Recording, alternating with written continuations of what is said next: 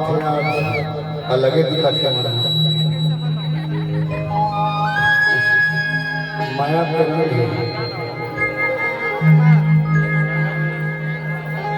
कुटिया जी एक बात तो भूल जाता है ऐसा से तब जानो कोशिश की कुछ कर लेकिन जेकर माध्यम से पब्लिक में आवाज जाता है पंकज भाई ने पूछेगा कैसे माहौल पंकज भाई बढ़िया रेस ना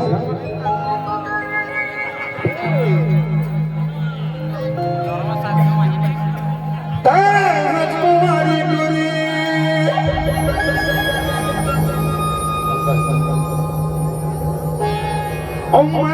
शादी सुना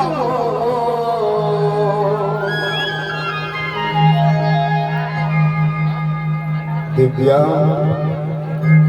नहीं लगा थोड़ी लेकिन लगन करी गए काय कर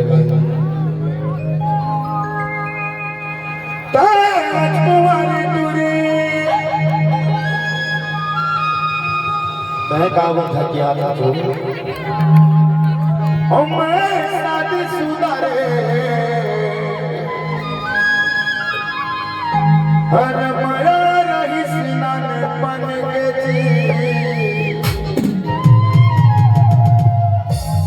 मैं हो गए हो दीवाना पंकज भाई हे दूरी वो तोरे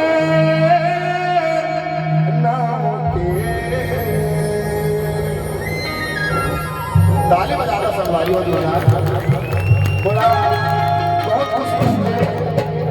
बोला बहुत खुशी लगती है कि मैं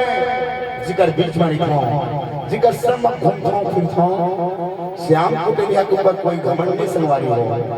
जिन कपड़ा में श्याम कुटेरिया अपना फिल्म देखता ना वही कपड़े में वही गाना गाता हूँ क्योंकि कलाकार का पहचान कपड़ों से नहीं होता है उसकी पहचान उसकी कला से होता है क्योंकि मेरी आवाज ही मेरी पहचान है अभी सब आप के बीच में था उनके संग में घूमता फिरता संगवारी हो एक बार जोरदार आशीर्वाद हो जाए वाली बजा के संगवारी हो